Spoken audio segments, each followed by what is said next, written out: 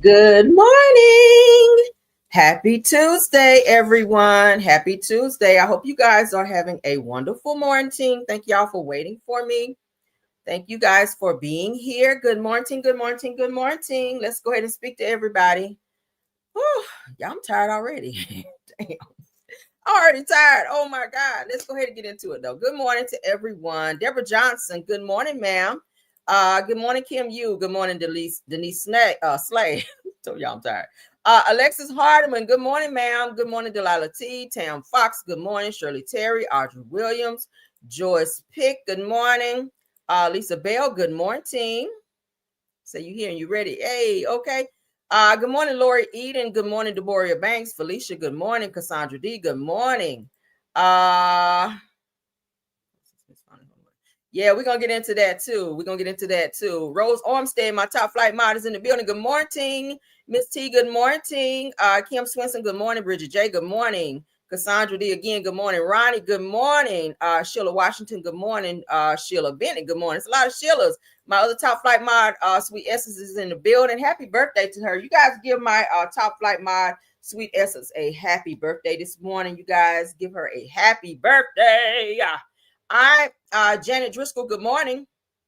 D Nice, good morning. My lady, good morning. Juju's World, good morning. Teresa Williams, good morning. Kim Yu, good morning. Sylvia Blow, good morning. Pam Sellers, good morning. Dear Retalk Show, good morning.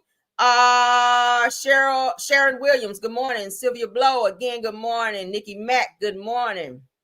Verdi Tulu Taylor says, hi, good morning to everyone joining the chat. All right, again, give my top flight mod, Sweet Essence, say happy birthday this morning. Today is her birthday.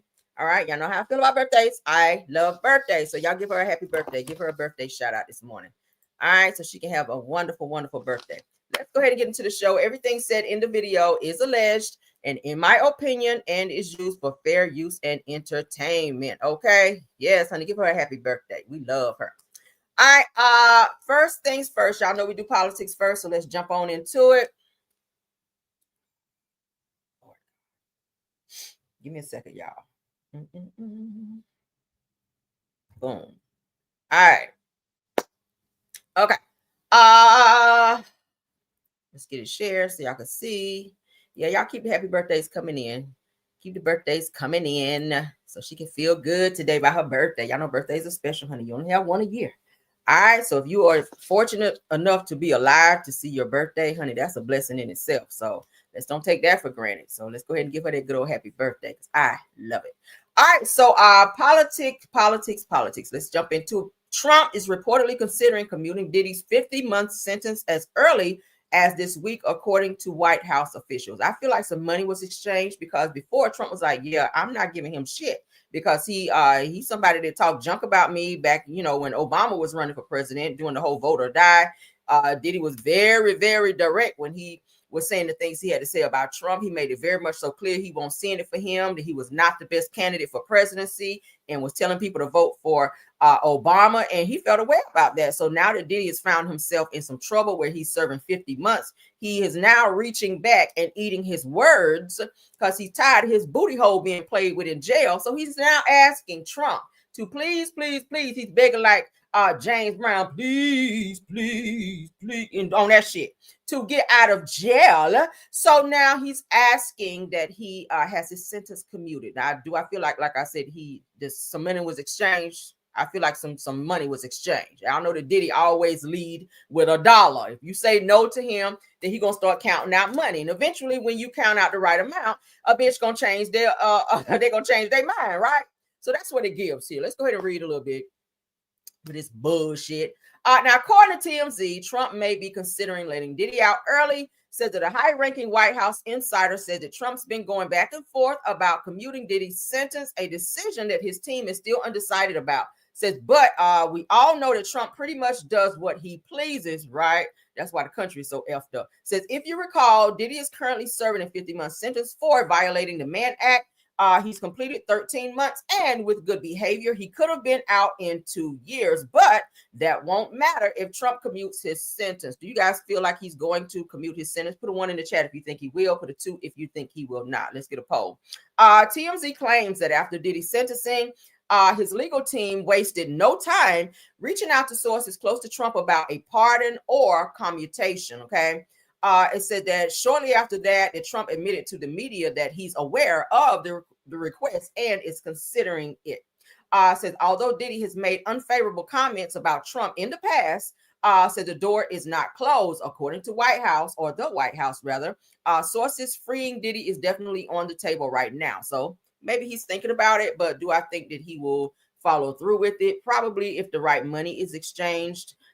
Because Trump really don't like Diddy like that. I mean, he really don't. After, y'all know he hold grudges. Trump like people that he's friends with. He do things for people that he's in good standing with. And Diddy is not one of those people, but money will make you change your mind. So if Diddy put a few millions on the table, Trump might consider. Okay, so we'll see. Fingers crossed that he don't, because I think Diddy needs to sit a while from all the shit that he's done. Just the Cassie video alone, where we saw him hitting her, kicking her, etc.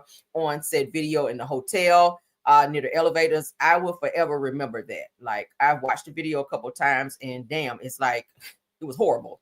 So yeah, Diddy does need to sit for a while. So we'll see what happens as we get updates. So will you. Moving right along. I see a lot of ones. Okay, yeah, that means hell no. All right, while we're on Trump, y'all president, honey, that's not my president. I told y'all Obama is still my president. Okay, he is still my president. But let's go ahead and get into this next topic. All right. Donald Trump administration agrees to cancel student loan debt for millions of borrowers after initially blocking forgiveness programs. Why the change of heart? Because, you know, y'all remember before when we initially talked about this, he was saying, no, we're definitely not going to stop student loans. They definitely got to pay those back. So why the change now? I mean, it's a great thing that he is changing his decision, but we're trying to figure out why the change of heart now. Let's go ahead and see. Latest move on student loans has borrowers doing a double take. CNN's Maribel Aber joins us now from the NASDAQ market site in New York. Maribel, good morning. You know, just when we thought these student loans were off the table, they're back. What's the latest behind this move?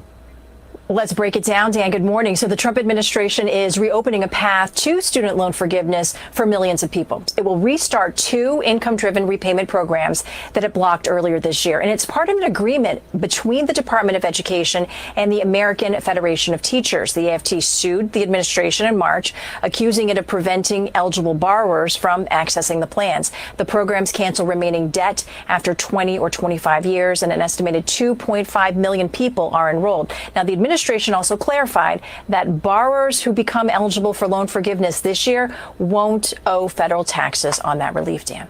President Trump's latest move on student loans has what y'all think about that? All right, so it is American Federation of Teachers plaintiff versus U.S. Department of Education, which is the defendant. Said that the parties having conferred provided the following joint status report to resolve the pending motion for preliminary injunction, ECF. It gives the statute here and motion for class certification, ECF, number 45, without the need of intervention from the court. The parties have agreed to the following, subject the court's approval. Said that the parties respectfully ask the court to deny without prejudice plaintiff's motion for preliminary injunction, ECF, number 44, including its proposed order, ECF, number 49. The parties respectfully ask the court to deny without prejudice plaintiff's motion for class certification, ECF number 45.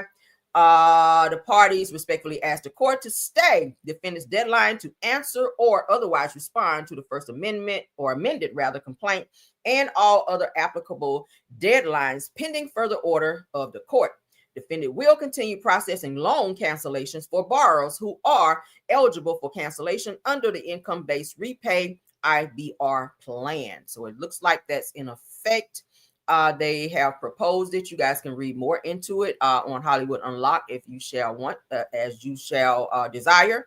We're not going to read all of that. No, ma'am, we're not. Okay. But you guys can see Trump administration to seize wages, pension, tax refund to repay student loans that cannot be wiped away. All right. So it looks like they're trying to help the college students out here. Okay. In terms of allowing them to have the student loan forgiveness, because he was not going to do that before. But okay, I mean, I still don't like you, but thank you, Trump. Okay, for those of you that are trying to go back and get a good education, as the old people call it, and you don't want to have to pay all that shit back because it can add up, child, books and all the other things that you may need for whatever type of class or you know, whatever you're going to be doing. All right, let's continue. All right, whatever your major is, because y'all know a lot of that shit can be very expensive. If you're going into nursing, that can be an expensive thing. All right, let's get into, we're out of politics now. Let's get into the mess. Let's get into the mess. All right.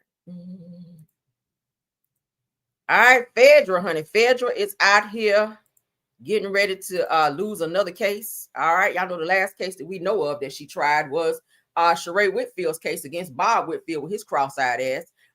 Got into court and lost the case. Bob represented himself and beat Phaedra in court. She's a whole attorney.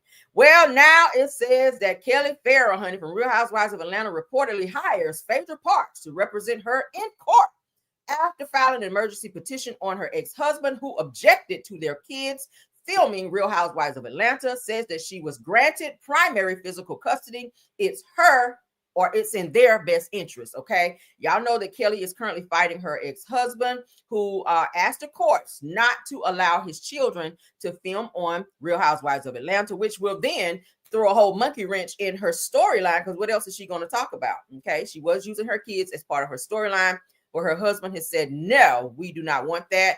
He's fighting her on every hand not to allow that. So we're going to see what happens. So let's go ahead and read up. Shout out to Neighborhood Talk. All right. Wet my whistle, child. Ooh. All right. Let's get my good reading skills on. So according to US Weekly, Kelly filed an emergency petition against her ex-husband, and per court documents, Phaedra Parks is her legal counsel. Lord God. Says that Kelly reportedly filed an emergency petition on October the 2nd after her ex-husband, Chevalo Farrell, tried to block their kids from filming for Real Housewives of Atlanta. Kelly claimed that she has primary physical custody of their 3 children, Chance, Chastity, and Chelsea, since their divorce was finalized on September 23rd of 2024, and she believes it's in their best interest to film. Really? She says that she was granted the right to make final decisions when it comes to the kids' education, health, and extracurricular activities, and that seemingly includes filming for the show. Now, in the filing, Kelly reportedly said that her ex-husband objected to that call Kelly's ex-husband objected and caused so much confusion that Bravo has providing or proving rather that her kids are legally able to film the show. Now, she even claimed that Chevalo, which is her husband, threatened to sue the network, which left producers torn as if they should film her daughter's homecoming dance. It says that Kelly says that their kids are a big part of her storyline, like, as I just told you guys, and she already gave Bravo permission to film. She also told the court that filing these moments in their kids' best interest is in her kids' best interest, and she doesn't want memories lost because of the drama. I mean, you can still film their interest, but the husband don't want it to be on the show. I think that it is, his decision as well. He is their father, so if he feels that they should not for whatever reason, I think that should be honored. So now it's a huge fight, and it looks like Phaedra, who is also on Real Housewives of Atlanta, will be representing Kelly in this. You might be losing, Kelly. I'm sorry, because they say Phaedra ain't a good attorney. The last case that she won was Bobby Brown back in the day. And y'all know how far back that was. That was in the 90s. We are in 2025. I ain't heard no cases that Phaedra have tried since then. So good luck with that, girl. Maybe she's doing it as a good favor, because we hear your money is tied up in a lot of legal shit. Okay, so I don't know. We'll see. We will spin the block on that one. What y'all think? Y'all think Phaedra gonna win that that motion for Kelly? Okay, I don't. Moving right along, though. Moving right along. Child, she ain't won a case since Bobby Brown. Okay, since Bobby Brown. That's a long time. All right, so let's get into this. It says that a 14-year-old, shout out to Neighborhood Talk on this, 14-year-old Arizona boy was told that he has to play on a girls' basketball team due to a clerical error on his birth certificate, misgendering him as a female. The school reportedly wants the team to undergo chromosome testing after rejecting corrected documents by a licensed doctor. Okay. Oh, it says that she won one for chaotic. Oh, okay. I ain't heard nothing about it. Must not have been important, but thank you. Unique Monique. Thank you for that. Okay, love. Let's go ahead and get into what they have to say about this. Because 14 years ago, the gender on his birth certificate was mistakenly marked as female. When I was young, apparently messed it up, put it down as a girl, but I was born a boy, and it's a big complication. An Arizona teenager is being told that he cannot play on the boys' basketball team at a school because of a clerical error made 14 years ago. In fact, his family has been told that he must play on the girls' team. Yeah, this story actually doesn't make a lot of sense. We're going to go into it here. As parents tell 12 News, Jay Cunningham, they may have fixed that original mistake, but school officials now are saying they won't accept it. Laker Jackson is an 8th grader at Eastmark High School who loves sports. I really like basketball and football because it's the entire team working together. The 14-year-old has played on school teams in the past. I wrestled there, and I played flag football last year. But there's nothing he's wanted more than to play on this year's basketball team. Wasn't able to make it last year. And so I just remember him coming to me. First time I seen him cry about sports. He has spent almost every day since practicing and training. Actually played a whole season during the summer. And he was able to participate on that team and played really well. Waiting for this year's tryouts, only to be told by Eastmark High School officials the day before they began he could only try out for the girls' team. We've been involved in this school district for over 20 years.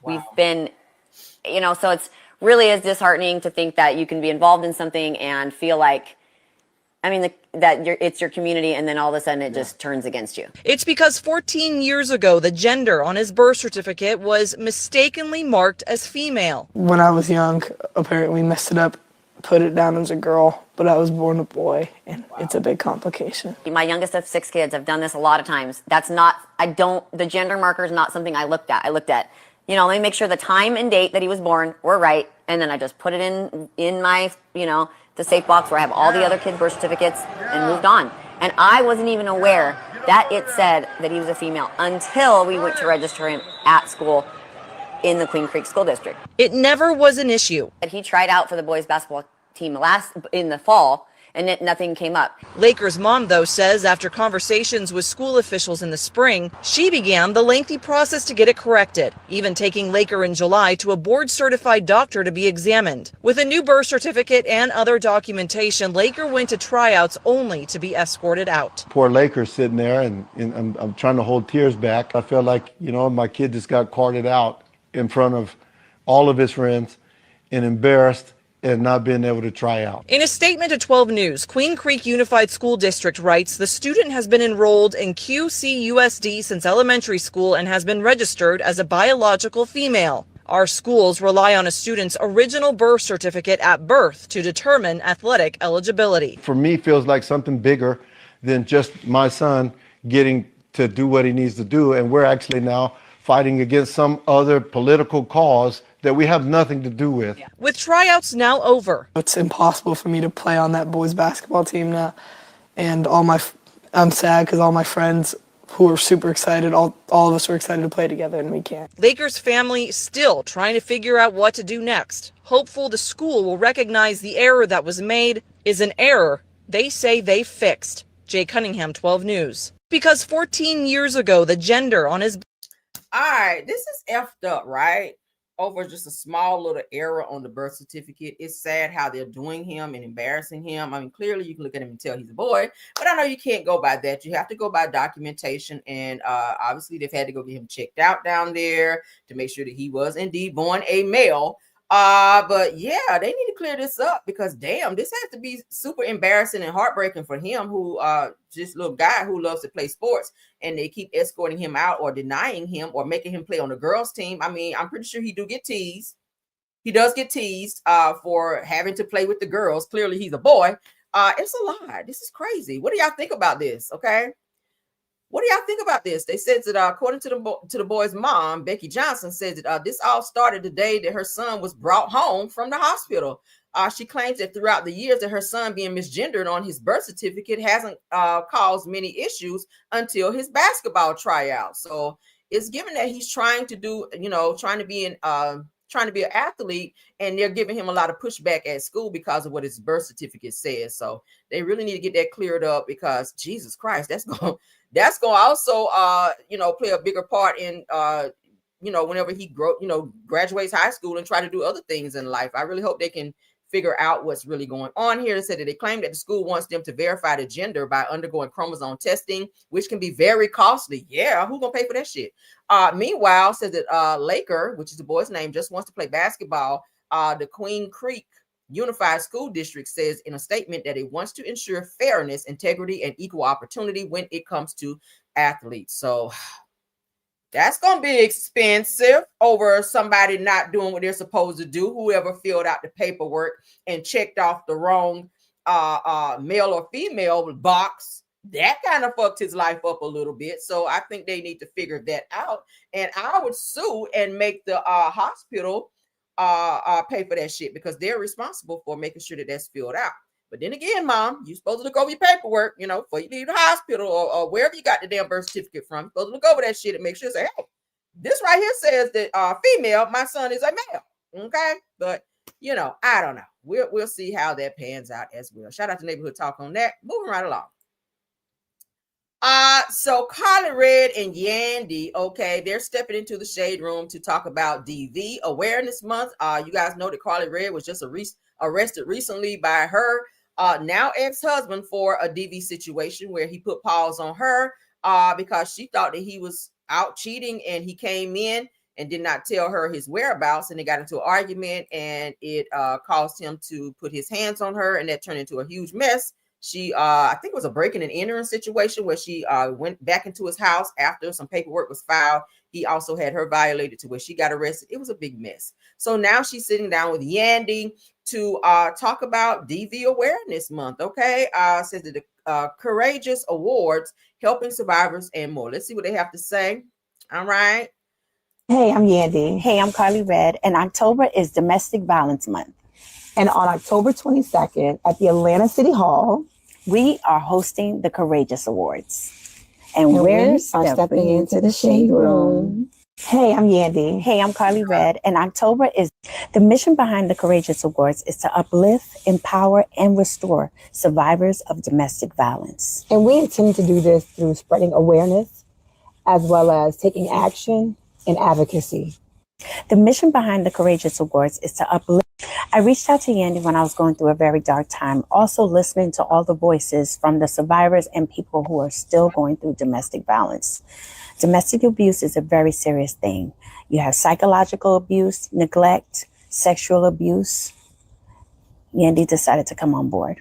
Yeah, the minute Carly reached out to me, I knew that I could use my platform, I could use my resource, not only to help her, but so many other men and women that are suffering, that just need an outlet, that need to know how, where to get the help. And together we came up with the idea to put together an award show to bring so many different assets together that can be in one room, share resources, get help. And also we wanted to love up on some people that have used their platform and that have survived some horrible situations. So when my domestic situation went viral, a lot of people reached out to me in the DMs wanting to help. Some were survivors, some were going through a situation in domestic abuse, but just wanted to talk. I responded to a lot of women, but one person in particular that I responded to, we talked every day, and I encouraged her to get her hotel room and get away from her domestic abuser. She got away for a little while. We talked every single day. She has 3 kids. And one day, her parents reached out to me and told me that she's been killed by her abuser. That story still touches my heart. And that is the reason why I started this organization. Yeah, and I definitely wanted to support Carly in that, because love should never cost you your safety. It should not cost you your peace. And it most certainly should not cost you your life. And I wanted to be a vessel for other men and women that are experiencing domestic violence. I wanted to make sure that I aided in helping create a safe space, that I aided in supplying resources, and also bringing awareness to what's out there for them to get help. After the awards, we have partnered with She Tough Organization. She Tough Organization has provided us acres and acres of land to house domestic violence survivors. And that is the issue with some of the organizations. They're saying there's not enough hotels, there's not enough rooms, there's not enough resources to help them seek refuge. Yeah, so we don't intend just to stop this at Domestic Violence Month or just stop our efforts after the award show. We partnered with organizations like the Alma Foundation and also Tiara Butterflies. Tiara Butterflies is really, really special. They are going to give out scholarships to survivors of domestic violence or even those that are in the midst of going through some things, because life does not stop here. This is when life continues in a different way, in a different space. So we want to make sure that we are helping supply resources to help you continue your life. And sometimes there's a such thing as, after the awards, we have abuse by neglect. And sometimes the financials are pulled back. There's financial abuse. So we want to make sure that we are not just talking the talk, but walking the walk and giving out money, physical resources like money to help these women move, men move. I keep saying women by default, but it's men and women. 1 in 4 women will experience domestic violence. 1 in 7 men will just experience domestic violence. And Dr. Shaniqua Scott, she will be giving out scholarships at the Courageous Awards. Yes. Under TI. All right, so you guys heard that. Shout out to them for speaking up and also advocating for DV women and men. We always say women because women more so go through that than men, but men are also going through DV as well. So anyone that's ever been through that, or if you're going through that, definitely get the necessary help that you need. Of course, call 911. Have a trusted friend or someone that you can call that you can get away for a while. Keep a packed bag. I keep telling you guys, watch the movie Enough. Okay, Enough will teach you how the fuck to get away from somebody. I watched that movie so many times. I love that movie. Keep a bag packed just in case you gotta get away from a crazy mother sucker. All right, because we got some crazy men out there, and usually it's something that's within them that some insecurities within them that causes them to hit or whatever the case may be violent towards their partner. So if you're dealing with that in any way, shape, or form, of course, recognize the signs, the red flags. It's always going to be some type of sign or red flag there. But a lot of times when you're in love, you overlook those red flags and you try to, stay and press past that feeling that you feel for the sake of maybe being in fear of leaving or not having the resources to be able to leave and take care of yourself. And especially if children are involved. Okay. It's hard enough to find a place just for you. But then when you have children in tow, when you're dealing with a DV situation, it makes it that much harder to leave. So with that being said, make sure that you keep a well-connected relationship with family and friends, because you never know when you need to call them and say, hey, I'm dealing with a situation. I need to get away. Can I stay there for a few days until I can figure out my next move? You need that. Okay. So definitely shout out to Carly Red and Yandy for putting this together. They've purchased some land, they're saying, where they're going to be able to house women and men who go through DV situations to help them get away and get back on their feet and on the right path. All right. So shout out to them for that. Shout out to them for that. Let's move along. Shout out to the Shade Room as well. All right, let's get into some more news. Nicki Minaj, I want her to go somewhere and get some type of therapy because, baby, she stay fighting with people. It's like, girl, you just got out of a fight with Cardi B, and now you done moved on to some more bullshit. We're going to get into it. Brooke Bailey says the record straight after being dragged into Nicki Minaj's theft scandal. She says, I don't owe anybody anything. Y'all know who Brooke Bailey is. She's from Basketball Wives, okay? Let's go ahead and read up. Shout out to the girls are fighting because, baby, they are.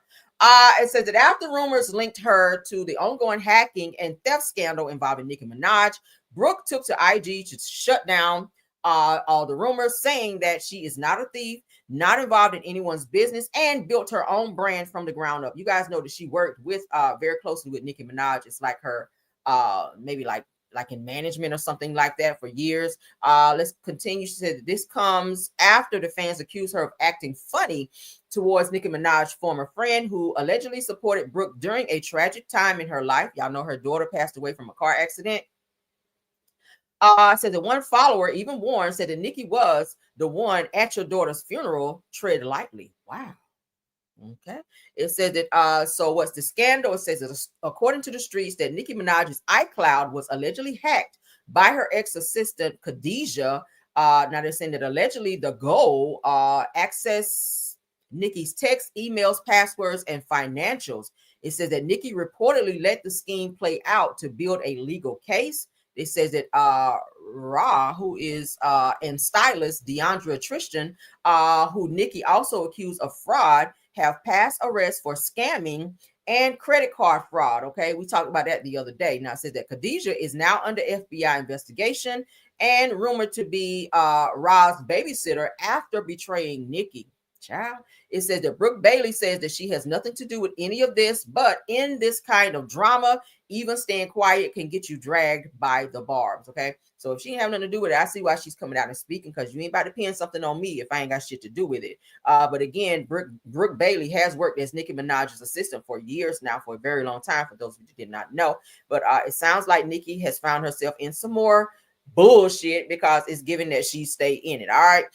Again, I told you guys how she was just fighting with Cardi B. That has died down now, this situation, and then she's suing Deandra Tristan for stealing from her as well. So it just continues, and you get ready to see she's in some more damn drama. So let's go ahead and get into that. All right. I'm just like, girl. Hold on. Let me move that down.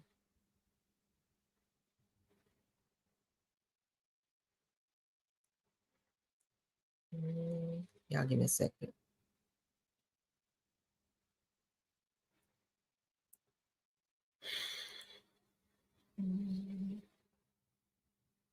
Okay. All right, let's get into the next topic. I like my stuff to be in order. I don't like jumping around. All right. 10 o'clock, a good time. All right, so according to the neighborhood talk, Nicki Minaj is also fighting with Gucci Mane's now wife, Keisha Kaior. I like her. She's very business-minded. She's very smart as well.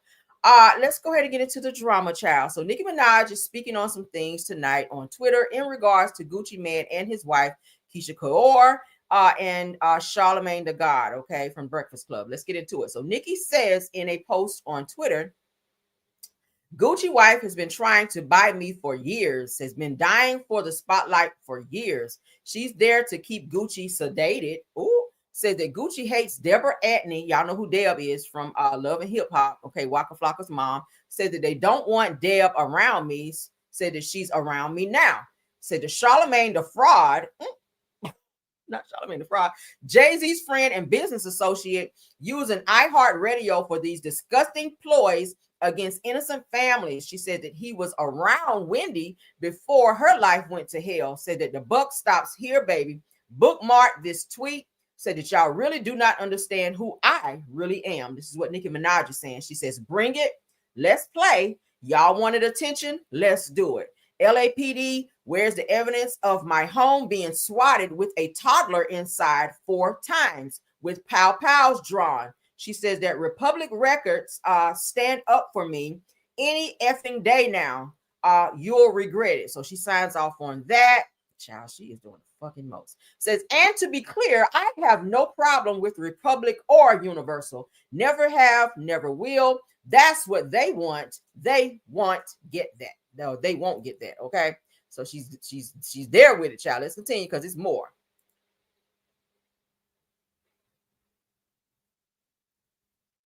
Okay, give me one sec.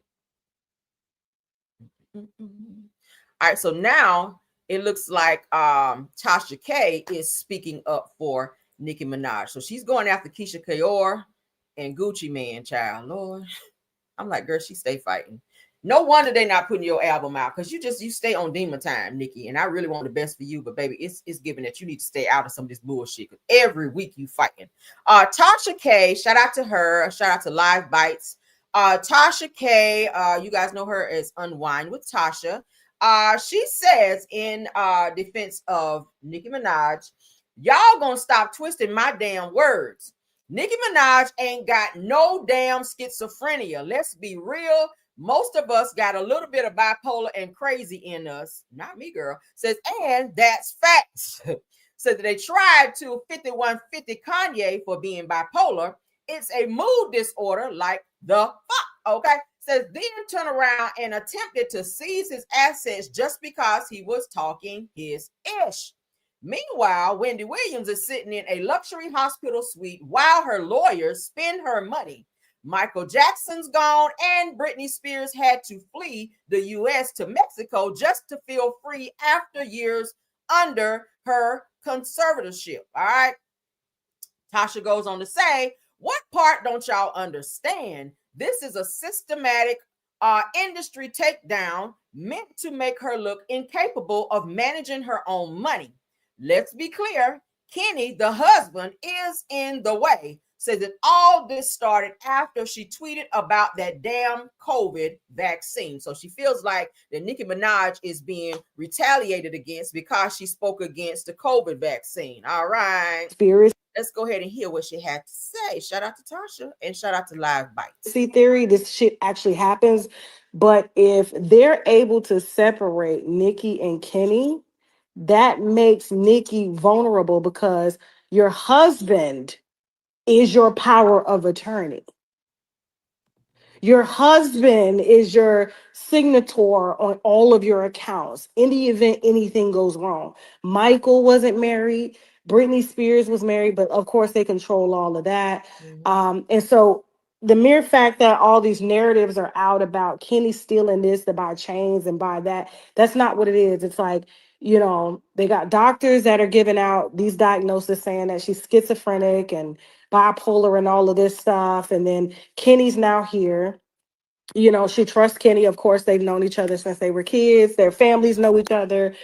And so Kenny is just in the way. And so what do? You create narratives. This is not something that is to try to separate, because if you separate, then you can divide and conquer. And so that's what it's about. You know, she's going into her latter years and, you know, there's a lot of money on the line and she's worth a lot, but Kenny is in the way. And so, yeah, I mean, look at what they're doing to Wendy Williams. Had Wendy would have still been with Kelvin, they wouldn't have been able to put her under a conservatorship because she has a husband. So, you know, and like I said, there was only one that was accused of stealing. We're gonna leave it at that. Okay? To try to separate, because if you separate, then you can divide and conquer. And so, but who want to stay with a lying, cheating ass dog like Kevin just so that she doesn't have to be on the conservatorship? That's some bullshit. That's some bullshit. That's like being in a prison too, to be with someone who's constantly taking your money and stealing it to give it to the fucking side chick, buying her nice lavish cars and houses right down the street from Wendy. I wouldn't want to stay with no bald-headed lying ass fool like Kevin. I would not want to stay with him just to avoid being on a conservatorship. I mean, do I think that it's bad that she's in that position that she's in? Yeah, but that would have been worse for her to stay with Kevin, and he probably would have had her ass bankrupt by the time he finished stealing all her damn money from up under her nose.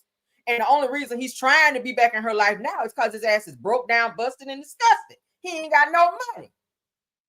He ain't got no money. He couldn't even afford to pay the homeowners fees at his home, and they wound up selling his house. He had to sell off cars and everything else, but the motherfucker stole $18,000 to buy a ring for the side chick. Now you want us to feel bad because you broke and busted when you stole $18K? You should have sat on that money. I don't feel sorry at all. I really don't.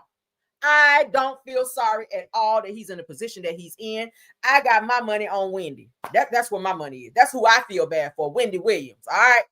Because he won't do nothing but sucking her dry and sitting around waiting for his moment to be able to take over her business anyway. And that's why I always say, it's not always good to work with your spouse. All right. I feel like Kevin wanted to work with Wendy so he could take over her business. And Wendy wised up and got the fuck away from him. And she went ahead and played crazy at the right time. Should I say that?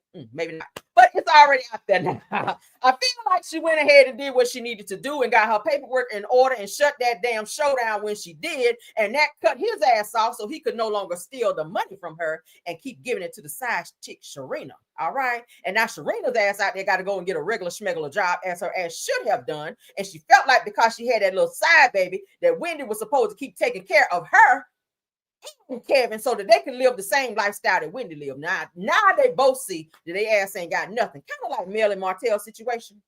where Martel thought that he was going to continue to keep sucking Melody dry and for Melody to continue to take care of him and Ariane, and she went ahead and gave their ass the scissors, kind of like that. So that's what it's about. You know, she's going into her latter years and, you know, there's a lot of money on the line and she's worth a lot, but Kenny is in the way. And so, yeah, I mean, look at what they're doing to Wendy Williams. Had Wendy would have still. What y'all think? Y'all put it in the chat what y'all think about that. Wendy Williams, I mean, not Wendy Williams, but Tasha K is a fan of Nicki Minaj. So she is speaking up, you know, in her defense. That Tasha K says that this is a systematic industry takedown, and says that they're trying to make Nicki Minaj look incapable of managing her money after her COVID vaccine tweet. So she made a tweet about the actual vaccine for COVID. And she's saying that she's feeling like this is kind of retaliatory against Nicki. Now, I've heard several people say that Nicki was schizophrenic or had some type of mental disorder or something. I don't know how true that is. I'm not a doctor. I'm not trying to diagnose anyone. I know that during the time that she and Cardi B was arguing, she mentioned it as well, that she had a bit of schizophrenia or something. I don't know if she does. I mean, God bless her, prayers to her and all of that. But that damn husband she's married to, I don't trust him. All right. I really don't. And a lot of people saying that he was stealing money from her as well. I hope that's not the case, but let's continue on because I don't care no more. All right. I don't care no more. Moving on to something else that I might care about. Shit. Because they doing the fucking most. All right, let's continue. Shout out to Housewives from a Housewife. Now I said the Real Housewives of Potomac and Claudia Jordan reacts to the Osefo's first social media post using Bible verses. Y'all know everybody gets saved when they know they're about to go to jail, child, or when they go to jail. All right, you be the safest of them all, honey, when them cuffs get on you or they about to get on you. Okay. Now they're saying that Wendy Osefo, honey, her first response after all of this fraud shit went down between she and her husband, Eddie. So Wendy says, and through it all, God remains faithful. Thank you for the outpouring of love, support, and prayers for myself and most importantly, my family during this time. Said that we are forever grateful with the praying hands attached. Someone else says, trust in the Lord with all of your heart and lean not to your own understanding. All right. In all of your ways, acknowledge him and he will direct your path. I ain't got to look at that, child, because I know that verse. But yeah, y'all know people be, quoting Bible verses and stuff like that when they know they about to go to jail. But let's go ahead and get into what Claudia had to say on Messy Monday over there with Carlos and Dustin about Wendy Osefo and her husband, Eddie. All right, let's go. I just think this is I hope we're wrong for Dr. Wendy's sake and her husband's and her families and a beautiful chocolate black family. Like, we don't want to see this. And we don't want to celebrate your downfall. We don't. If you did, it's the stupidest thing ever with the high profile you both have. It's the stupidest thing ever with the profile. But when folks lean into the Lord and God and all this kind of stuff and take it head on. No, it's not true. Oh, yes, we made a mistake, but I feel like it's to throw people off. It's manipulative when you overly use the Lord after a huge felony is committed. And it's to me, it's plain in our faces a little bit. I'd almost like a more straightforward, listen, our lawyers will get to the bottom of this and we will be vindicated in the end. I would like that, but I feel like when you do that, you almost make it where believers in Christ or religious folks almost feel guilty to question you because now we're going up against the Lord, perhaps, in a way. And I think church folks are some are very good at doing that. I just think this is I hope we're wrong for Dr. Wendy's sake and her husband's and her families and a beautiful chocolate black family. Like, we don't want to see this. And we don't want to celebrate your downfall. We don't. What do y'all think about that? What do y'all think about what Claudia had to say? That she feels like Wendy is using these Bible verses in the Lord as a deflection of the crimes that she committed. Okay. Wendy is accused of 16 felonious, fraudulent, cases against her, and her husband, Eddie, is accused of 18 felonies. Okay. Thus far, the two of them are set to go to court. I think they said November the 7th. They're supposed to be going to court to find out, I guess, where this situation is going to go. I think there may be a trial or something of that effect, I'm hearing. But this is very unfortunate. They do have 3 beautiful children that they will be leaving behind, probably with Wendy's mother or probably with some of Eddie's family as well. Hopefully they all can stay together. This is very sad. I hate this for them. Black family who had pretty much everything. And they chose to do something that was very stupid at the time. And you also left evidence behind by emailing each other back and forth. There were rumors, and I told you guys the other day that there may have been a brief separation between Eddie and Wendy, which is why they were emailing each other. I was like, why the fuck are you emailing if you stay in the same house? It's like texting someone who lives with you. Like, why? Why? But rumors were out there that Wendy and Eddie had some type of brief separation, which is why she was emailing him in the first place. And they came up with this elaborate scheme to try to get some, insurance money. And they were texting back and emailing back and forth saying, hey, add another Gucci shirt or add another, red bottom or two to this particular claim so that we can get the maximum of $400 and something thousand. And the shit didn't pan out for him because as the police went over and investigated, as we all know, they didn't see any evidence of anyone breaking into their home. Mind you, Wendy and Eddie also had cameras. So nowhere on their cameras did it show anyone breaking into their home. They also looked at doorbell cameras from the neighbors. They also took testimonies from neighbors as well who said, hey, we don't have that type of shit going on in our neighborhood. We haven't seen anything around the time that they were saying that someone broke into their home. Whenever Wendy and Eddie told the investigators which window, which was a second story window that they said that the alleged thieves broke into their home. They did a reenactment. The investigators climbed up on to the second story, went out, came back in. There were footprints and all of that on top of the toilet seat, which is where Wendy said they came in at, which then debunked what they told police. So a lot of lies were being told. They gave false statements to the police, which that's also a crime. So they're looking at a lot of trouble right now for them. And I hate that for them, but we're going to have to wait to see how this pan out. We're going to wait to see how this pan out. I know the other day I mentioned to you guys as well that Andy Cohen, which is her boss, was saying that she was pretty much hiding from the cameras, would not allow cameras to come in and film her because she is, embarrassed and she's feeling away about this whole situation and everyone's still talking about it. They were hoping that it would die down by now, but every day there's somebody talking about Wendy and Eddie. So she ain't coming out, honey. She's still peeping out them fucking blinds because she is scared to show her face now that, she's lost her position down at the college. And several other things is going on with Wendy. But girl, at some point you gotta come out to go to court. So you might as well come on out, right? November the 7th. I'm pretty sure they're gonna be still talking about it then, honey. But get in your car and come on out, honey. That's the only way you're gonna get through this shit. Don't show your face because people gonna already say that your ass is a fraudster. It don't matter where you go, you're probably gonna never live this shit down for a very, very long time. Do I feel like they're gonna serve some jail time? I do. I think they're going to make an example out of them. I do. And it's kind of fucked up because, look at your children. Why would you do that? I just don't understand it. You had too much to lose, but prayers up. All right, moving right along. Yesterday I told you guys in my pop-in about Chrisean Rock and her now ex-boyfriend who decided to break up with her because she would not remove Blueface's tattoo from her face. So her ex-boyfriend Bino has responded to Chrisean after she came back and said that he was a clout chaser and that he was lying on her about how she takes care of her child, how she's a bad mother, and how she don't wash, and how she has this bad odor, and how he's had to tell her multiple times that they were together that she needed to take a bath because she was funky out here wearing the same clothes over and over and over. This is not the first time that we heard that Chrisean ain't washing her ass, so I kind of believe it a little bit. I don't know. But Bino, which is her ex-boyfriend now, shout out to It's On Site, fires back at Chrisean Rock's live, calls her the devil, child, not the devil, and says that he now understands why Blueface ended up in jail, alleges that she does not bathe, and claims that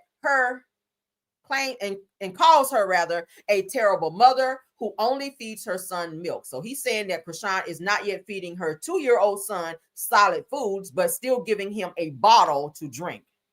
I really hope that's not the case because he should be on solid foods. He should have been on solid foods months ago, well, over a year ago now, because he's 2. But let's get into what he had to say because he was around her and this child for quite some time, so he's airing her out. Let's go. She needs to go get him some proper therapy and be a mom. That's what's really wrong, bro. And nobody want to say that, or her friends, everybody want to hide it. No, she need to go give him some proper therapy and be a mom. That's what's wrong. Nothing really wrong with him. If he get right, but she need to get right, or somebody need, I feel bad for helping her. Go get the baby from her sister. I should have left him with the sister. He was better off there. Damn homies. I'm being honest. Don't do her like that. That bitch should have stand down. Bitch go get a fucking, I don't know what it is. Yeah, homies that Feel like she got some security to talk about me. I see our baby daddy in jail. Dead homies. That nigga was dealing with a devil. Mm-hmm. So he don't eat nothing but milk. I swear to No, God. no, it's not. He don't eat nothing but milk. That's all she trying to give him because she retarded, y'all. The bitch is slow. I done told the bitch, you gotta feed him. You gotta feed him. He doesn't like you. Bitch, you slow, bitch. Dead homies, you gotta get away from me. Cause you making me feel like I'm slow. Like, no, bitch, you really retarded. You know, you can't argue with somebody about their kids, and I wasn't gonna be the nigga to, but now, that bitch need to go to jail. Dead homies. Oh God. You go, nigga, I ain't Ronnie. Dead homies. What the fuck? Nigga said the bitch need to go to I'm jail. Pino. Shit. Now, I gotta say, I agree with him a little bit here because I have seen several videos popping up online where Krishan is still giving him a bottle at 2 years old. So why are you still feeding him a bottle of milk versus a plate of food? He needs solid foods now. That's probably why he don't really have the strength in his legs to stand. He's not getting the correct amount of nutrients in his body in order to strengthen his bones. He needs vegetables. Feed him some broccoli, some beans, some greens, honey. He can eat all that now. He got teeth. He should have been eating that over a year or so now. I mean, shit, my baby was, when my son was what, like 4 months or so, I was sliding little mashed potatoes and shit in his mouth. I damn sure was. Like, that baby should have been eating solid foods. It's getting ready to be Thanksgiving. He don't need no damn bottle for Thanksgiving. He needs some yams, bam, potatoes. He need all that shit. Some roast, some chicken. Baby should have been eating chicken nuggets, not no damn bottle of milk. I know he's sick of that shit. Best bet for Blueface to do is come home and take his son, because that's the fuck I do. Then I come home and take my son.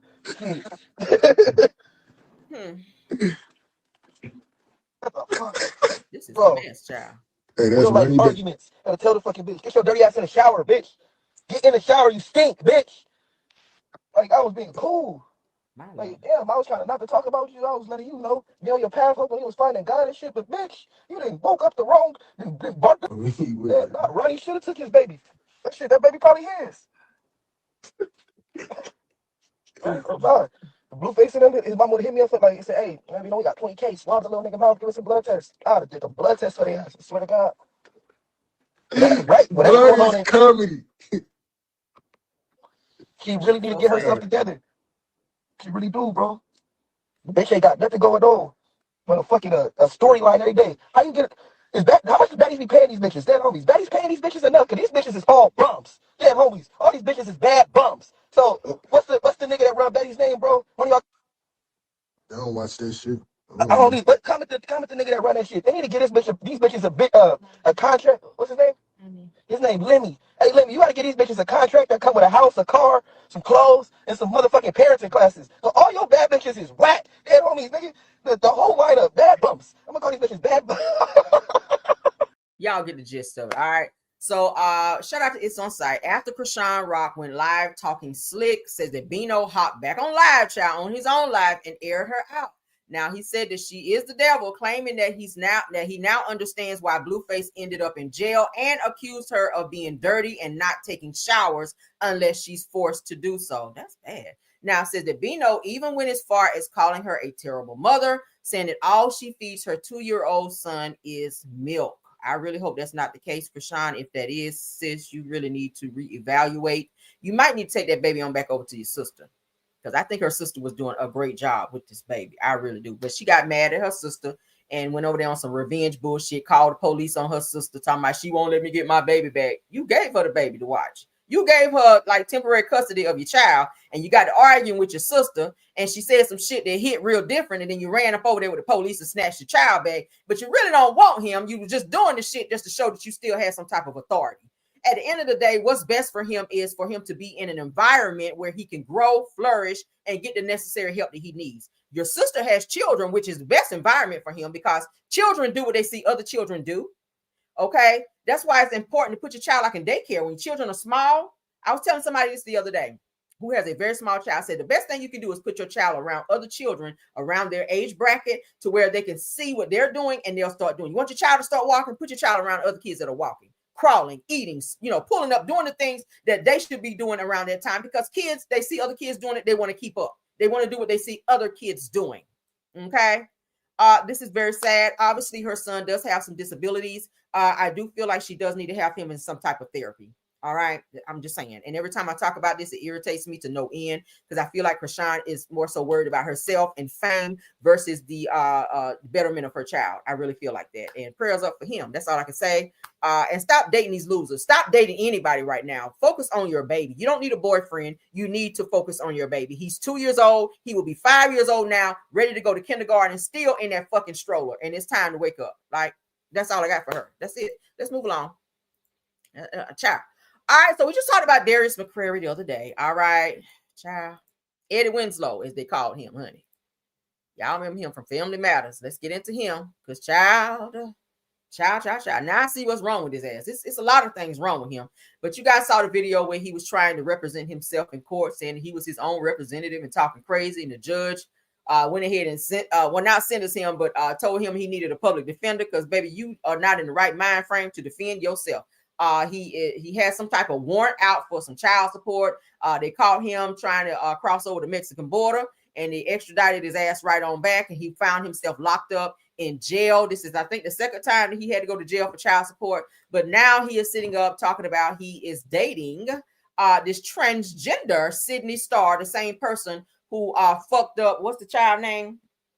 Another rapper, okay, running around saying that he slept with another rapper. I can't remember his name right now, but effed up their career. But let's get into it. Darius McCrary paid for Sydney Starr's gender surgery. So you could pay for somebody's gender surgery, but you can't pay child support. Gotcha. Okay. Then you're going to go to jail for past child support that you ain't paid, but you're out here paying for transams, and I'm going to call it transams. You're paying for a transams gender surgery. Oh, okay. Let's get into this because this right here is very diabolical. All right. So shout out to here ASAP. Now, in a resurfaced clip, Family Matters star Darius McCrary and transgender or transam diva Sydney Starr shares how he paid for her gender surgery. Now, allegedly, this was used as evidence in McCrary's child support care and should. Now, Sydney Starr is best known for spreading a rumor that she had adult relations with rapper Chingy. Y'all remember Chingy? I love it when you do that, right? Y'all remember that? All right, which ultimately ruined his career. Y'all remember that whole shit went down, and it was a whole lie. So Sydney Starr came out here, oh yeah, I slept with Chingy. Whole time everybody was thinking that Chingy was out here sleeping with Trans Ams, and it was a whole lie. People weren't fucking with him no more. It messed up his career, and you ain't heard from Chingy no more. All right, I would have sued the fuck out of him. But let's get into what Sydney Starr and this crazy ass Darius McCrary, aka Eddie Winslow, had to say. Someone paid for it. Who? Shut. You paid for the surgery? Yep. He paid for it with that Saw money. That Saw, remember he was on Saw? They killed his ass right on spot. Did they? Yeah. I haven't seen Saw, so I'm kind of in the dark. Yeah, they killed him right on spot, but he got that Saw money, dud ass. He got that Saw money, and guess where that Saw money went? That Saw money went to my SRS surgery. The Saw money ironically went to sawing off your cock and balls. Wait, you got that upgraded as well? That thing is looking kind of... God. Thank goodness you've had your surgery. We're good to go. Wait. What surgery? Adam, I had the surgery. The dick is gone? It's gone now. Shut up. What'd you do with it? Can I have it? You might have to ask the doctor. Someone paid for it. Who? Shut. You paid for the surgery? Yeah. No music, child. This is, hold on, let me throw up. Ooh, child had to throw up. Lord God. All right, so the transam diva Sydney Starr is backing that thing up on Eddie Winslow, as you guys can see. All right, this was a man. All right, mind you, fuck what happened to him, but as you guys can see, child. All right, that's him, child. Look how you looking at him, child. Okay. All right, so look at Twister. Twister, the way you been, that's why you been right here. We ain't heard from you out here rapping so fast, but here you are backing up on that ass. Okay, now the transam diva Sydney Starr got his ass all up on rapper Twister. Twister, what you doing up on another man like that? What you doing up on old Sydney Transam Starr up over here like this now? Let's continue. Now, chingy. Now, you said you ain't sleep with old Sydney Trans Am Star, but what you doing in the picture right here? Okay, what you doing? Another man pulled up to the bumper on you like this, right, chap? Now you done fucked up your career over this thing right here. Let's move along. Chat. This was him in court talking about I'm the representation of myself, Your Honor. And judge was like, bitch, you need a public defender. You're not defending nothing over here with your crazy ass. Okay. But long story short, they're saying he was in some movie, Saw, child, and then went out here and sawed off Sydney Trans Am's thing yang down there, and bow y'all's down there, and done paid for all this type of surgery, ain't paid no damn child support. So your children over there with the white mouth, and Sydney over here done got his schlong yon cut off, and you was happy about that. And that's why they locked your ass the fuck up. Do I feel bad for you now? I do not. Because if you got money for Trans Ams, you should have money for your children. Children come before Trans Ams, all right? That go for anybody else out there. If you're out here paying for somebody else to be getting anything done over your children, your ass deserve to be locked the fuck up. All right. But yes, let's move along. He out here with Trans Am's child. Now I see what's wrong with your ass. Let's get into this very touching topic here. I ain't even mad. I ain't mad. Lock his ass up. Lock his ass up.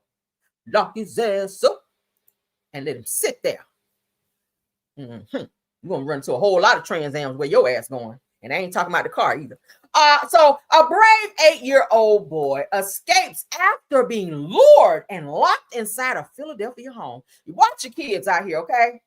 Trafficking, crazy people, pedos, all that shit is running rampant out here right now. Watch your children. This young child here was snatched up and locked up in a home in Philadelphia. Let's get into this. Shout out to Black Love Page. Was he pulling you into the house? Yes, like this. And what were you saying? I was like, help, help. But nobody didn't hear me. And once you were inside, besides this, you were okay though, right? Yes, he locked the door and I unlocked, and he told me to go upstairs and I didn't want to. And you didn't? Yeah, no. Phaedra Merricks is brave and wanted to share her story this afternoon.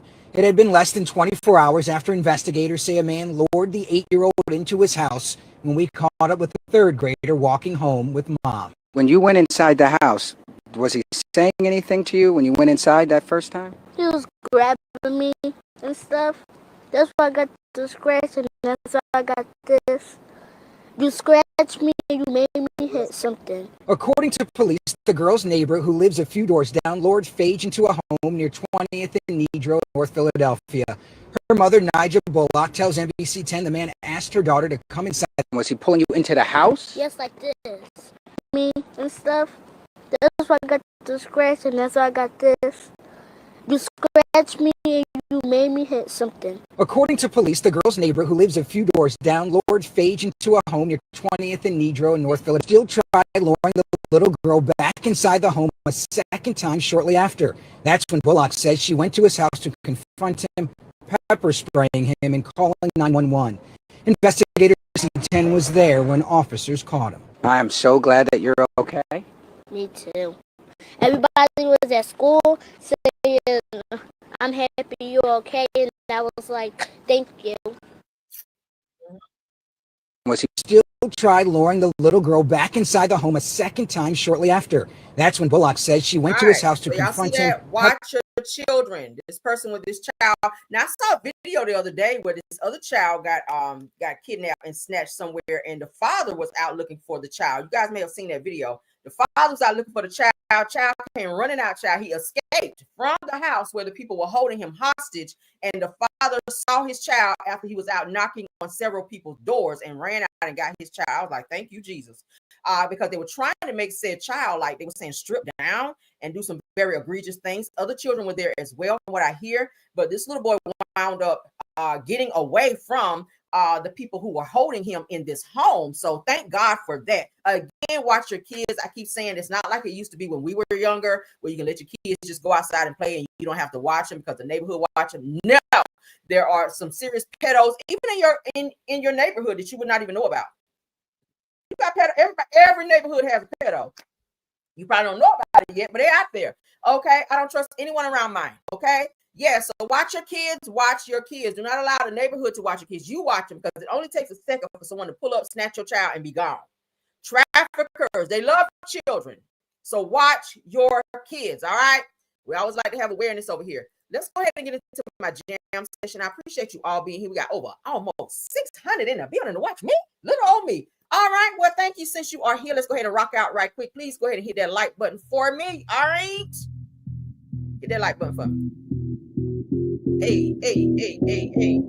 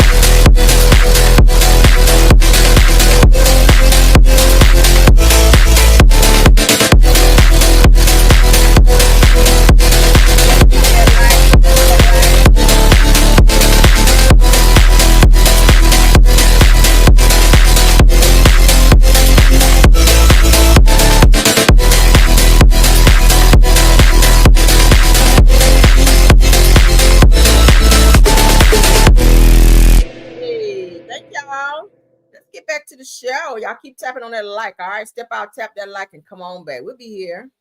We'll be right here. Moving right along. Okay. Let's get into a relationship topic. We haven't done that all day. Let's get into that. All right. Let's get into it. Again, shout out to Black Love Page. Now, a woman shares an emotional moment when she realized that her husband did not want her. Don't never stay with nobody when they don't want you. You know the signs. If they acting all funny, you try to, say, give me a kiss, trying to get some little affection, and they pulling back and they ain't got time. Girl, gone now, leave me alone, that type of stuff, okay? They used to be all over you, okay? Used to be like rabbits when you first met. You couldn't even get out the shower and dry off good. You're bending over trying to dry your ankles and your legs up, and they behind you humping you. Oh, that's me. I'm sorry. But anyway, you gotta watch stuff like that. All right, look for the red flags and signs if your man or significant other is not showing you that type of affection like they used to show you. That means that their attention might be somewhere else, right? Right. So said that he looked at other girls like he was embarrassed of me. Okay, this is what this woman is saying. Y'all know I always throw myself in there, child. Get out my business, y'all. Okay. But let's get into this, because, child, this happens all the time. All right. That you got to start out. My grandmother always say you got to start out how you hold out. Okay. Start out the way you child. You got to keep doing what you got to keep doing what you've been doing. All right. You got to keep doing what you've been doing. Women, I always tell y'all all the time, if your man leave the house and you got your head tied up, you ain't washed, you ain't did shit, you still in pajamas, he come home from work and you're still in the same place that you was with your head tied up in the same damn pajamas, you ain't washed your ass all damn day. All right, your man done been out all day looking at women, fine, honey, face beat, hair done, everything done with a nice little tight pencil skirt on, and the ass is like it's supposed to be sitting up high like it's supposed to. She got on her nice little heels and clacking across the floor and whatnot, adding a little switch in there because she know he watching. That type, okay? And he come home and your ass still looking like silly. That's why he probably not complimenting your ass all up on you. All right? Yeah. Yeah, do a little something. Right? Your man is used to seeing you looking like something. He ain't want to come home, leave the house, leave silly, and come home looking like silly. You got to do a little bit out here, okay? Yeah, do a little bit. You got to do a little bit, okay? Yeah. And keep that spice in your life. All right. You got to keep doing what you've been doing. Add a little bit more to it. Okay. As you grow older, you get a little comfortable sometimes. You gotta make time for spontaneity. You do, women and men. Okay, we ain't gonna just put it on the women. We gotta put it on the men as well. All right, you gotta put it on the men as well. Reach over there, honey. When you land there, Netflix and chilling, reach over there and put your hand under the cover and grab that thing. Shit, that's yours, women. Yeah, oh, you do that. Do that shit. Reach over there under the cover and put your hand under there. Put your hand in them boxers and you feel on that thing down there and make sure it's still doing what it need to do down there. All right, man. You do the same thing. You laying over there Netflix and chilling with your hand back like this right here. Slide your hand over there under that cover and tap that thing right quick and wake her up. Shit. Oh, that's me again.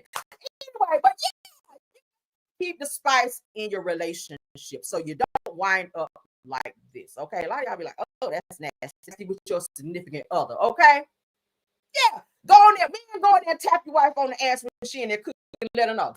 I like that. Okay, you see. Okay, a little tap. That's all you need, a little tap. All right, compliment your spouse. Compliment your spouse. Okay, not the cartwheels. Somebody said never experienced that. All right, let's get into it. Let's get into it. All right.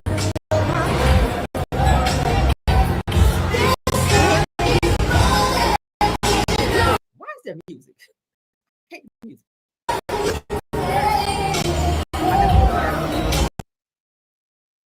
It's so unbothered, like, oh, go away. So she said, the day I realized, okay, that my husband doesn't want me, she said, I keep trying to get his attention. He looks at other girls like he was embarrassed of me. Okay, why is that? Why is that? Now she's showing all of the affection. He's not reciprocating. Okay, why is that? You mean the world. Oh. She tried to sing to him. He like, yeah, no. Child, she's singing real good. See, when you close your eyes like that, you singing good. He like, nope. Looks like it appears that they might be on a cruise or something. Child, she having a good old time. He just sitting there like, bitch. See, he in the phone. He texting hoes and she trying to sing to him. See, I would have took that damn phone and threw that shit like a frisbee right up off the damn cruise ship. That's how you do that shit. All right. Nothing gets a man's attention when you snatch that fucking phone, especially when he's on some bullshit. Grab his phone and say, bitch, do you not hear me singing to you? That's how you got to do. All right.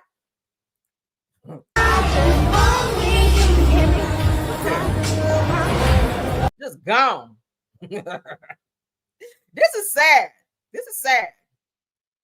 Like, why even go on a cruise together if you're not going to be romantic, if you're not going to show her any type of love, affection, none of that? Like, this is sad. She is obviously wanting his attention, time, and affection.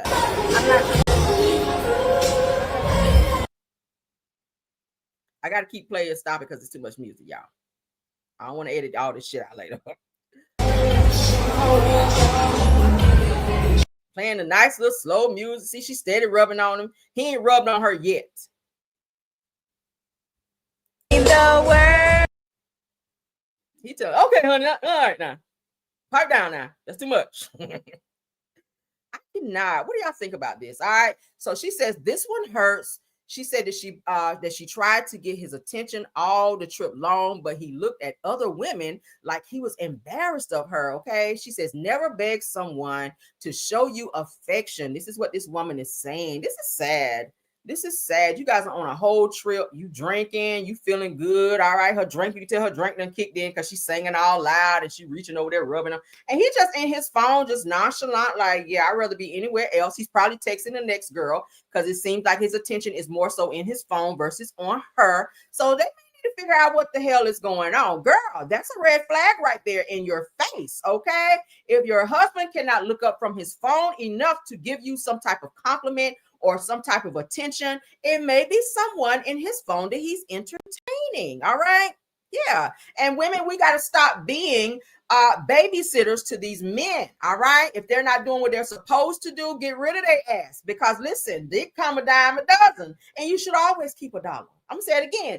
Dick comes a dime a dozen, and you should always keep $1. Don't ever make a person feel like you need them more than you need yourself. I'm just saying, because you got some men out there that be on that bullshit. Women too. We're not putting it all on the men. You have some men out there that really feel like they the shit like that, and that they can, just do the mediocre and just do the bare minimum when it comes to pleasing a woman. And a lot of times women will accept that shit and become comfortable with that type of behavior. And then the next thing you know, you're getting mediocre attention and you're getting the minimum. And I feel like if you're in a relationship, you should always get the maximum, okay? And I feel like you should put your foot down and put the other one up his ass if he's not doing it. And if he continues to not give you what you feel you deserve, let his ass go. All right. A lot of women, I'm gonna tell you, a lot of you guys don't want to be alone. So you put up with a lot of shit and more shit that you should have to put up with. And that's why you find yourself in situations like this. Okay. I'm willing to believe this is not the first time that he's treated her this way. And it's given that she is trying to be comfortable in this situation versus asking him, why the fuck is you in your phone versus giving me the attention I deserve? We are on a whole cruise and you sitting here texting in your phone and I'm trying to sing to you and be romantic and you acting like you don't give zero fucks. So at the end of the day, that's how I feel about it. Okay. Yeah, I'd snatch that phone and be like, bitch, do you not see me sitting here singing to you? And who the fuck are you texting? Okay, but yeah, that's word to the wise. And let's move on. We can stay on it. All right, so I told you guys yesterday that Tamar Braxton, honey, which is the now most paid Braxton sister, all right, she has purchased a nice, stunning $1 million Buckhead penthouse. So her permanent residence, they're saying now, is in Atlanta, Georgia. And I told you I was trying to show y'all yesterday, but I couldn't find it. But I did my due diligence because I always hate when I say I'm going to show y'all something I can't find it. I always got to spin the block and find it. So I did. Let's go ahead and look at it. All right. So shout out to Tamar. They said Tamar is taking care of the majority of her family. All right. So she does have her Buckhead. I'm going to show y'all this nice. It's very nice and spacious. I love a nice open floor plan.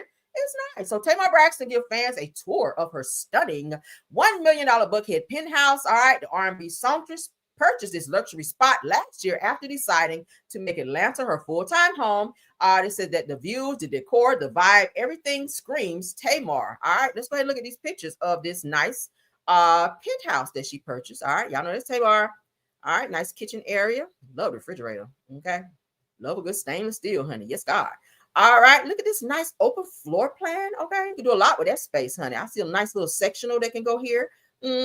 Yes, look at this, y'all. I love the windows, okay, which gives that natural light. I love natural light, not the beer, okay. All right, let's continue. All right, let's go ahead and look in her house. And she showed the pictures. Let's get all in her damn house. Let's make it big because I love big.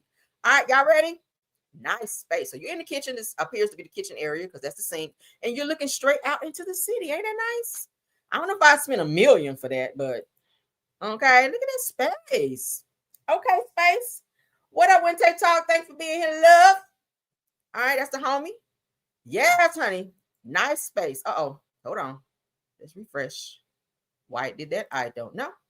Okay, so that's the kitchen area. Okay, I love it. Look at that nice refrigerator. Ain't that nice? A lot of cabinet space, counter space. Come on. I like a nice little island. Beautiful. Okay. Oh, yes, honey. Okay. Do some good cooking up in there and look right on out into the city while you're cooking, child. Cutting up your onions and potatoes, tomatoes, as they say. Yes, honey, look at that. Okay, laundry room. I like it with a nice sink in there. Plenty of cabinet space in there as well. Yes, okay. Ain't that nice? Come on. Why I gotta keep doing this, child? Oof. All right, so there's a bathroom. Nice. We like. Okay. Need a mirror in there. Okay, more, okay, so you can go out on that little space. That's nice, like a little patio where you can sit out there with all the windows. That's cute. Okay, this place has a lot of windows. I love that. Okay. Yes, God. Come on, Tamar. You spent a nice little bag on that girl. Child. Okay, bedroom. Windows again. So you're getting all windows. Natural light. You didn't really got to cut no light on up in there. So that's going to save your light bill a little bit. Just open your curtains up and let that natural light come through. Okay. Yeah. I love. Okay. Come on, bathroom. And I love that the tub is right here by the window, child, where you can sit up there and get a nice little, get the sun on you while you're in the tub and washing. Okay. Nice little shower over here. Okay. I like that. Y'all like that? Nice. Come on. Nice. Okay. I love it. Mm-hmm. Okay. Let's refresh again, child. Let's refresh. Okay, yes. Come on, patio. Yeah, so you can open all that out, leave that open, honey, so you can have a nice little draft come in, cut the air off or whatever. So you have, that nice little breeze come in, like you're feeling like you're at the beach or something. Nice. Okay, another bedroom, nice window. Okay, they look like a nice little deep closet going in there. This is nice. Do y'all feel like that's worth $1 million though? Do y'all feel like that penthouse is worth $1 million? Okay. They got a gym up in there. Okay, come on, Jim. I ain't mad at it. Okay. Let's continue, child. Let's continue. Okay, so I think that's all the pictures. That's nice. What y'all think? That's nice. That's nice. I love the natural lighting though, where you can open up your shades and stuff. So shout out to Tamar, honey. The highest paid, the most, the richest. They're saying the richest Braxton sister. Now she has now they're saying surpassed Tony Braxton. Okay, y'all know Tony is the star of the family, but they say Tamar's money is longer than Tony's now. So okay, all right. So we ain't mad at that. Somebody else who got a nice bag out here. Let's go ahead and celebrate her as well, honey, because we love a black woman with a bag. Drew Sidora. Drew Sidora is getting a nice little bag for next season coming up. All right. So shout out to Real Housewives of Atlanta fan club page. It said that Drew Sidora has secured a major bag. Now they said our girl Drew is winning big, reportedly locking in $1.2 million for her upcoming role on the Real Housewives of Atlanta. Okay, get the money, girl. It said that she first joined the show back in 2020, earning around $300K for her debut season, and since then she's been on the steady come up. It says that as her checks grew, so did the tension. Said that Drew opened up about becoming the sole breadwinner in her marriage to Ralph, saying that men can't always take it when women earn more. But that's just that's just the time that we're living in. Yeah. So I feel like that kind of caused some friction in her marriage to Ralph, because you guys remember Ralph made it very much so known that he was the breadwinner prior to Drew getting her role on Real Housewives of Atlanta. And as her role grew and her money grew as well, she surpassed him. And I feel like it made him feel like the bitch ass nigga that he is. Because y'all know some men, they feel a little intimidated when women make more money than them. So I feel like that in addition to some other things, the fact that he's jealous of his wife, caused their relationship and or marriage to break down. And I feel like he started treating Drew, I feel like he's treating her very much so unfair in the marriage because she surpassed him. And a lot of men don't feel like they're respected when the woman make more money. So I feel like it kind of demasculated him in a sense, because Drew is she's making a bag. She's making 1.2 million, getting ready to come up. So they said that now she's focused on her glow up, preparing for her upcoming role or film roles, and working on her second album. So shout out to Drew, even though you lie a lot, girl. We're still happy for you and your 1.2. All right. So they said Drew said it best. She's leveling up in every way. So shout out to her on her 1.2 million for the upcoming season 17. All right. For Real Housewives of Atlanta. How y'all feel about that? Drew with his Ralph with his bitch ass. Okay. You gotta watch that, honey. Gotta watch that time. All right, so we got one last topic. Gizelle, honey. Gizelle is dating Lord. Gizelle got a man. Gizelle is like Shantae Moore, honey. Shantae got a man at home. Drew, what's the child name? Gizelle got a man at home. All right, so not sure if he's gonna be seen on this season. He should be. He should be. But let's go ahead and share so we can show y'all who her man is, child. Who they say her man is. He is an former NFL player. Okay. Gizelle, honey, from Real Housewives of Potomac. Her non-man keeping ass. All right. Hopefully it ain't for a storyline like Sherman and all the other men. Okay. Y'all remember they had what's the man name? I can't remember this man's name. Brian, child. Bishop Brian, as they call him, child, as her husband. Y'all remember she trying to say that was her man, but whole time he had somebody else. Jamal, child, Jamal. Is Jamal coming? Ain't that what Karen said? Is Jamal coming to the reunion? Gizelle said no. She said, I figured he wasn't. But let's go ahead and get into it. Word on the curb, honey. Word on the curb is that in the DMV is that Real Housewives of Potomac, Gizelle Bryant has a special new man in her life. And his name is Sean Springs. So we're going to look at him in a second because she like them dark-skinned men, honey. She like them chocolate, like Jamal. Now, Stacey Raj spilled the tea on Gizelle's love life during an outing with Jassy Rudolphs on season 10, episode 3. Now, while lamenting how Real Housewives of Potomac OG was among those who were skeptical of her reconciliation with ex-husband. Who was that? Themo Rosh. Stacey added, I don't know if you're aware, but Gizelle has a new man. Now, said after displaying some photos of Gizelle apparently on a date with a mystery man, Stacey gave viewers a couple of clues about his identity. Now, they said that though she never mentioned him by name, Stacey referred to Gizelle's new potential love interest as a retired NFL player, while Jassy noted that he is 50 years old. All right. So now let's go ahead and get into, y'all know that's Gizelle, honey. Okay, that's Gizelle. Let's go ahead and get into this man, honey. Let's get into this man so y'all can see him. So y'all can see who they saying that Gizelle man is, child. Hopefully she can stay with him because she don't stay with no man, honey. Even if he was tied up and chained up in that damn trap house she's staying over there that she renovated. But let's go ahead and get into it. So Shine Springs, I went ahead and pulled him up. This is him, 50-year-old from Williamsburg, Virginia, honey. All right. So they said this Gizelle man right here, retired NFL player. All right. So according to Wikipedia, it says that he played college football for the Ohio State Buckeyes, or Bucky's rather, earning All-American honors. Said that he was selected by the Seattle Seahawks, 3rd overall in the 1997 NFL draft. All right. So, yeah, look like he's doing a little bit over here. He's retired, so he got a little coin upon him. All right. What y'all think about that? This is who they're saying Gizelle is currently dating. Let's see, can we blow his picture up? Okay. What y'all think about that? What y'all think about that? Okay. Let me take that down. Hold up. Let's go back. All right. So, yeah, this is him. This is him. Why do I keep doing it? I don't know. I'm sorry. Let's see. Let's look at a few pictures of him. Why does it keep doing that? Anywho, shit. So let's see what else we can see about him. All right, who is Shine Springs? Let's go into Yahoo. Let's be nosy right quick. All right.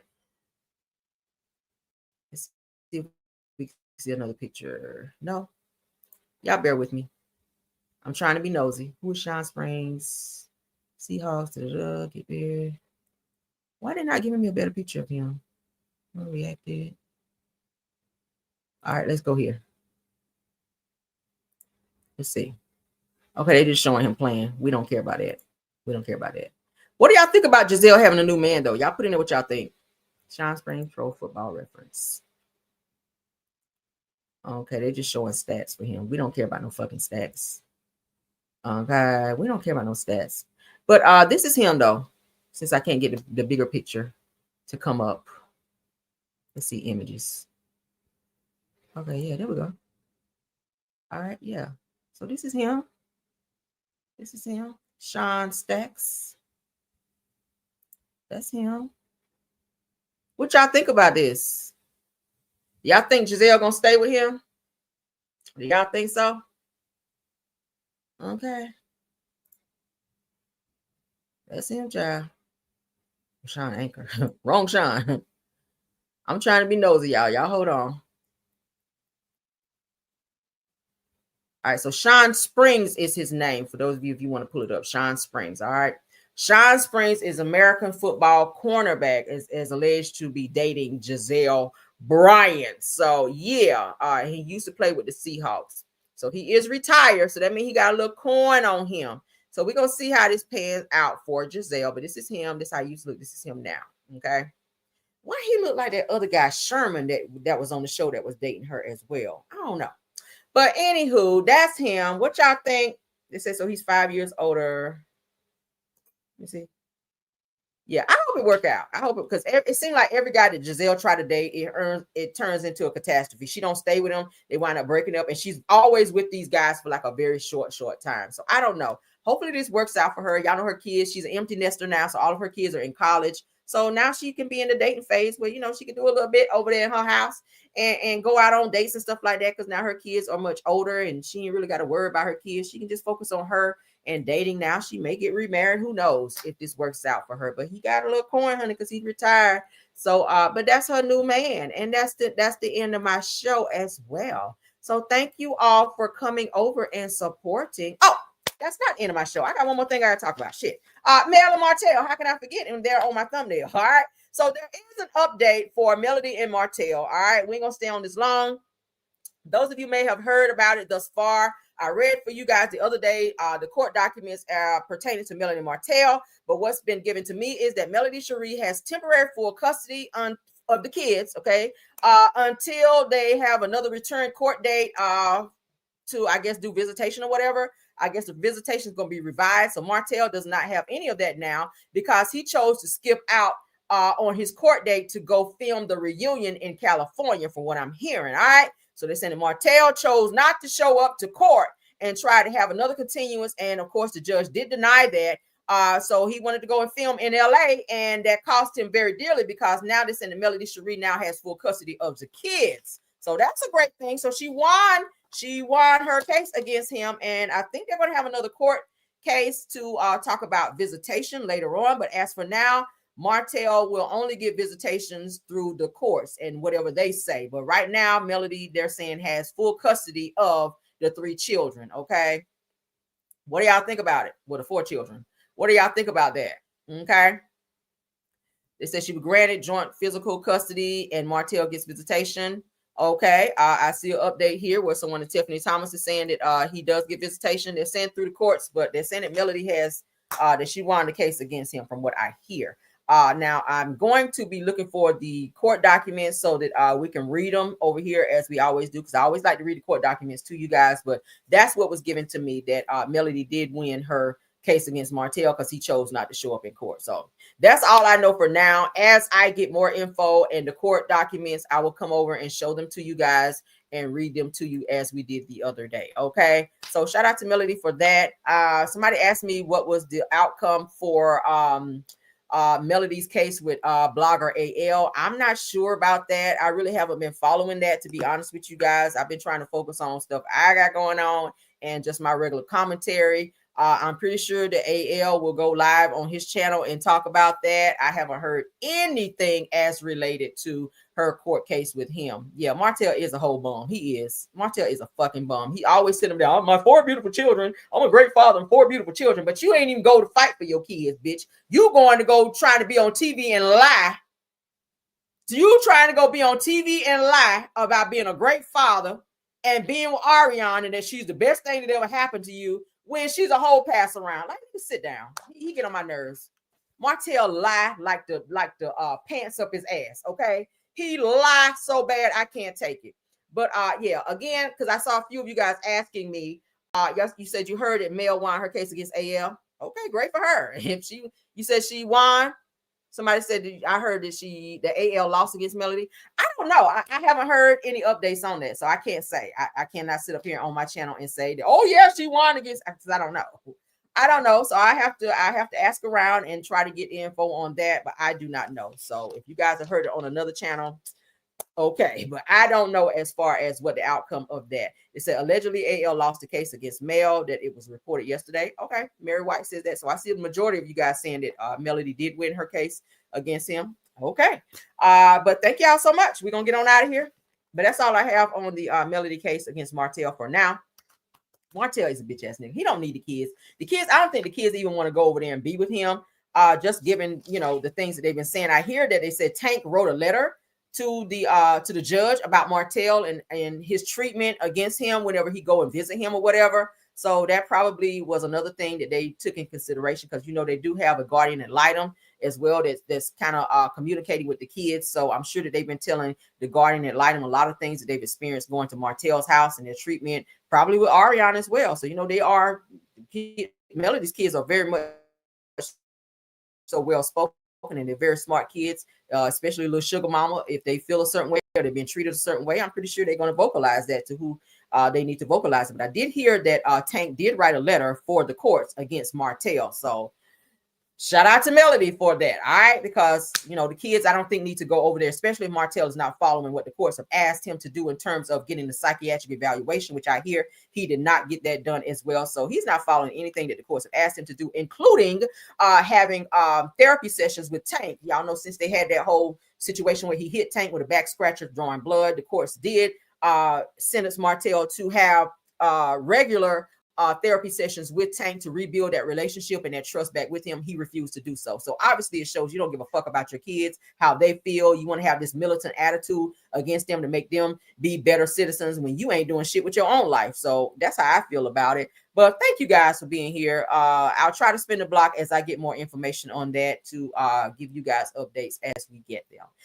So let's go ahead and thank all of my top flight mods for being here. Truth TV Podcast. Thank you, Tyra, KBR, Sweet Essence, Scorpio Miss, Rose Armstead. Thank you guys for doing such an awesome job of modding. For my content creators that stopped by here, I see you black women in the building. Thanks for being here, love. Wente Talk stopped by here as well. Thank you for being here. That's the homie. Jonetta Speaks. Thanks for being here. Schoolboy, if you're here, thanks for being here. Simple Mom Family TV. Shay Renee, if you're in the bushes, thanks for being here. Simple Mom Family TV. Miss Didi, thanks for being here. JCD Creation. Shay P, if you're here, thank you for being here. Deary Talk, I see you in the house, ma'am. Thanks for being here. All these content creators, you guys check them out. Support them. Go over there and hit the like button. And all of the things. All right, you can share this video, also like this video as well. Subscribe to the channel if you've not done so. Okay, also head on over to my Rails World page and subscribe over there too. I'm going to be putting some content over there as soon as I can. I'm so busy, y'all.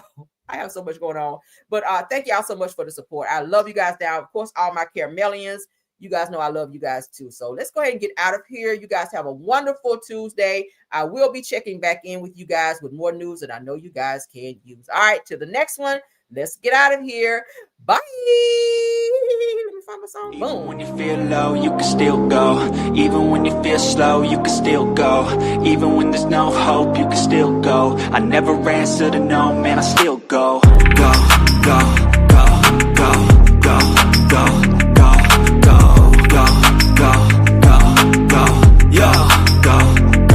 go. Hustle hard, hustle every single day. I'll be making moves till I'm buried in my grave. To the system, I don't wanna be a slave. I've been doing shit my way, or the highway. And in the driveway is a nice range. Cause I grind through the climb, I invite pain. You'll never hear me, bitch, nah, I don't complain. Just gotta flip the switch and you can go and obtain anything you want, anything you need. Your mind's got the key ingredient, it's belief. They'll deceive with the negativity, but I just slide right by that energy. Even when you feel low, you can still go. Even when you feel slow, you can still go. Even when there's no hope, you can still go. I never answer to no, man, I still go. Go, go, go, go, go, go, go, go, go, go, go, go, go, go,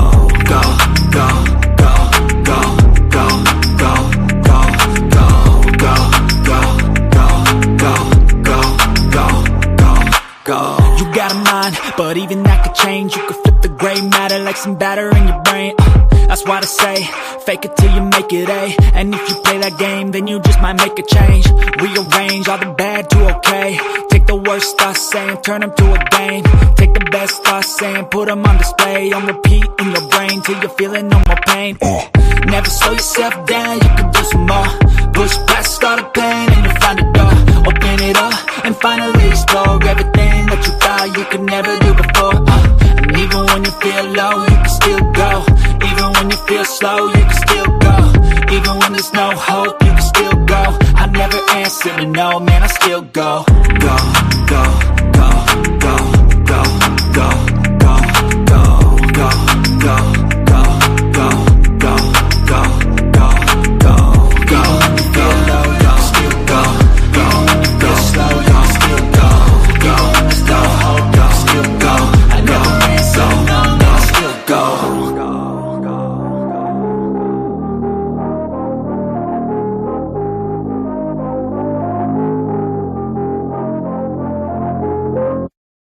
Even when you feel low, you can still go. Even when you feel slow, you can still go.